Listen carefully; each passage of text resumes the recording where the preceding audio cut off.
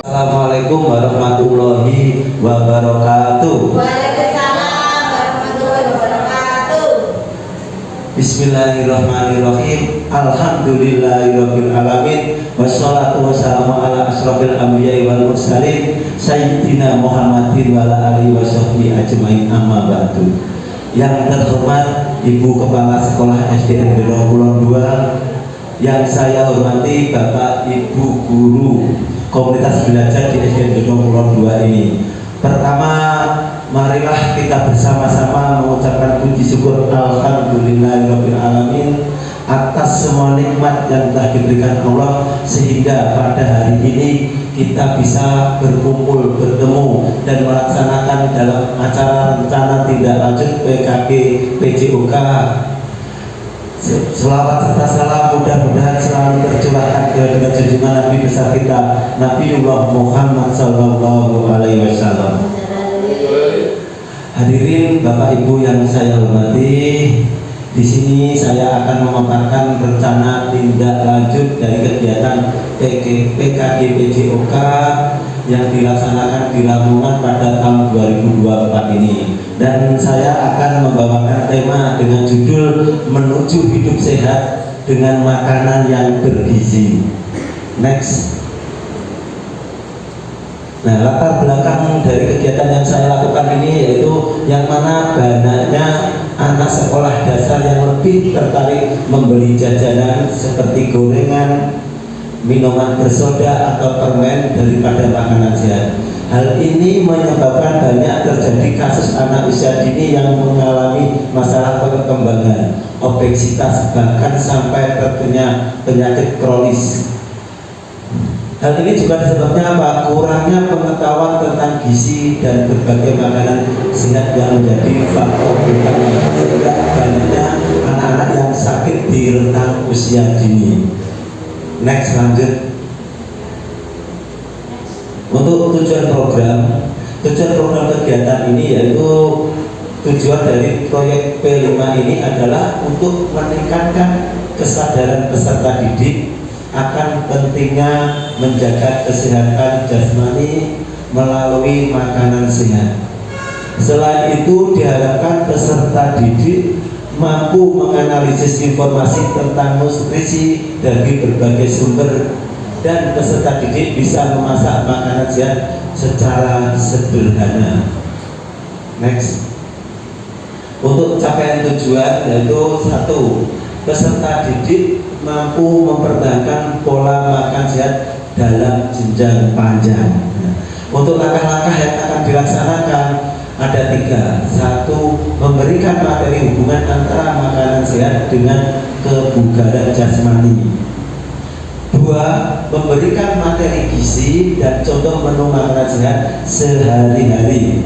3. Mengorganisir kegiatan memasak menu sehat bersama. Jadi nanti ini kegiatan akan rutin dilaksanakan hingga memasak hingga anak-anak itu tahu membedakan mana-mana masakan yang sehat dan tidak sehat. Untuk hasil yang diharapkan dengan kegiatan itu adalah perubahan pola makan sehat menjadi bagian dari gaya hidup peserta didik, yang mana kita tahu sendiri dari latar belakangnya yaitu anak-anak sering makan jajan sembarangan, anak lebih memilih makanan yang berwarna. Jadi makanan yang dikonsumsi ternyata itu banyak mengandung bahan kimia. Jadi program ini insya Allah akan dilaksanakan dan mudah-mudahan disesuai dengan harapan kami.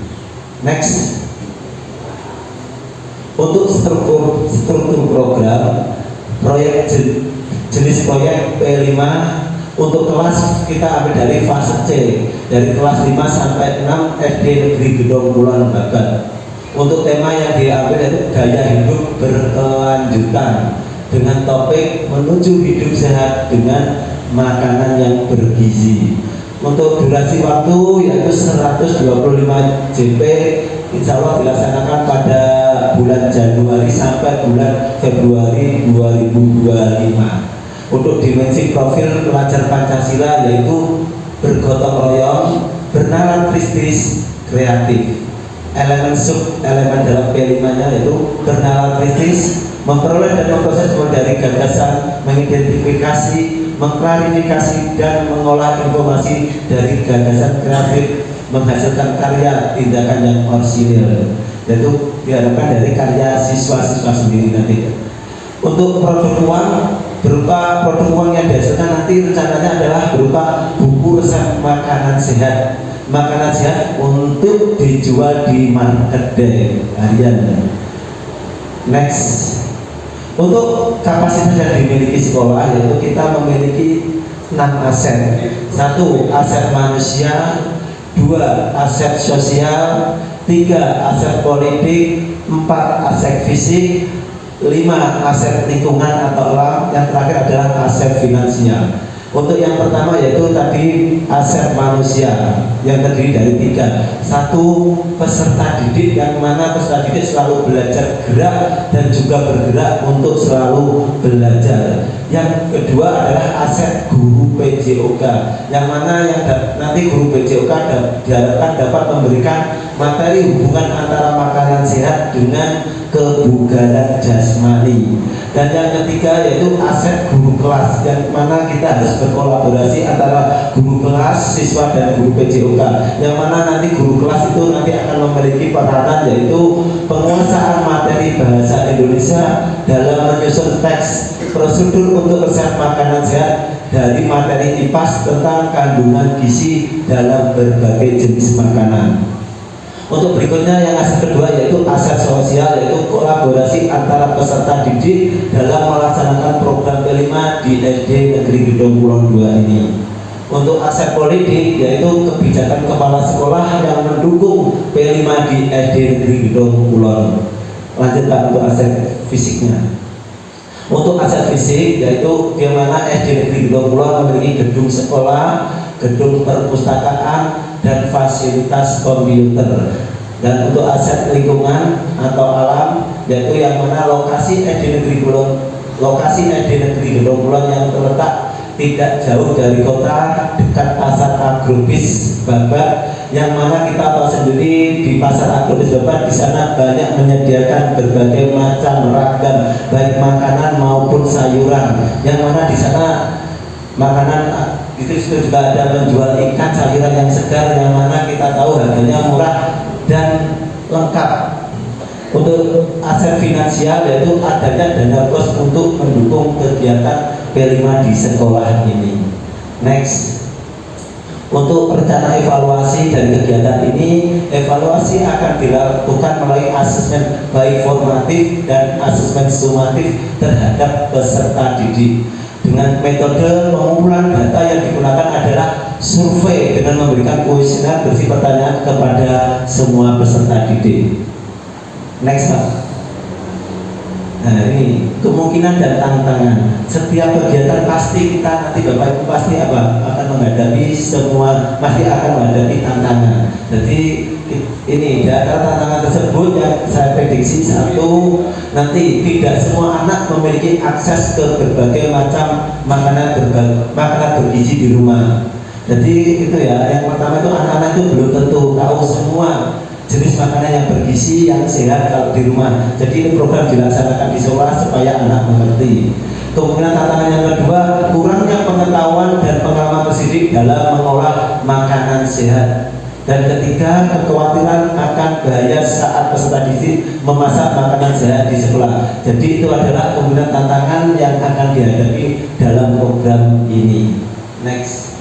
Nah, terima kasih. Berikut tadi paparan tentang program saya yaitu hidup sehat dengan makanan yang bergizi.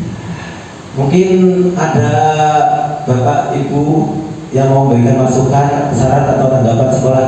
Ibu kepala sekolah monggo memberikan saran tanggapannya program ini supaya bisa berjalan sesuai dengan harapan. Ya. Assalamualaikum warahmatullahi wabarakatuh. Alhamdulillah Pak Pamungkas luar biasa tentang penyampaian rencana tindak lanjut PKG PJOK. Tepuk tangan buat teman kita. Judul yang diambil sangat bagus, yaitu menuju hidup sehat dengan makanan bergizi. Cuman yang di sini fokusnya kan hanya kelas 5-6 ya, fase C. Kalau bisa dan waktunya cuma 2 bulan ya. Kalau bisa ini bisa ditindaklanjuti oleh semua guru. Artinya semua siswa kelas 1 sampai kelas 6 itu dibelajarkan untuk hidup sehat. Dimulai dari per kelas. Jadi memang dari guru olahraga nanti diimbaskan ke guru kelas. Guru kelas pun demikian nanti mengimbaskan atau menginformasikan ke orang tua. Nah, ini juga bisa ditambahi. Jadi di setiap hari Sabtu akhir pekan atau 1 bulan sekali anak-anak bawa bekal ke sekolahan yang mana menunya itu ditentukan oleh kelas masing-masing, sehingga anak yang awalnya nggak suka makan sayur, kemudian hari ini kita menunya bayam, nasi dengan sayur bayam, kemudian tempe gitu. Anak jadi mau dipaksa untuk mau makan sayuran. Ya, itu kan termasuk pembiasaan yang baik. Terus waktunya juga setiap 1 minggu sekali atau 1 bulan. Jadi tidak terpatok 2 bulan hanya untuk program PKG begitu. Terus orang tua pun diinformasikan, diingatkan terus bahwasanya mulai hidup sehat itu sejak dini. Nah, itu mulai itu. Terus tadi saya melihat ada tantangan. Nah, kurangnya di sini kalau ada tantangan pasti ada solusi, cara menyikapinya. Nah, ini yang kurang. Nah, jadi kalau ada tantangan berarti harus ada solusi. Bagaimana caranya untuk menyikapi apa yang menjadi problematika kita. Terima kasih. Begitu saja Pak Pamungkas dari saya. Sekali lagi tepuk tangan untuk Pak Pamungkas. Wassalamualaikum warahmatullahi wabarakatuh. Waalaikumsalam warahmatullahi wabarakatuh. Terima kasih kepada Ibu Kepala Sekolah yang telah memberikan bimbingan. Insya Allah program ini akan dilaksanakan berkelanjutan sesuai dengan masukan Ibu. Dan nanti kita akan berkolaborasi dengan guru kelas dan bahkan nanti dengan wali murid ya. Siap, insya Allah dilaksanakan.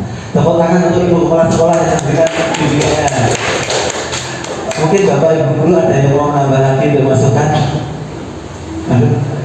Kak Oni, Bapak Oni ya silakan.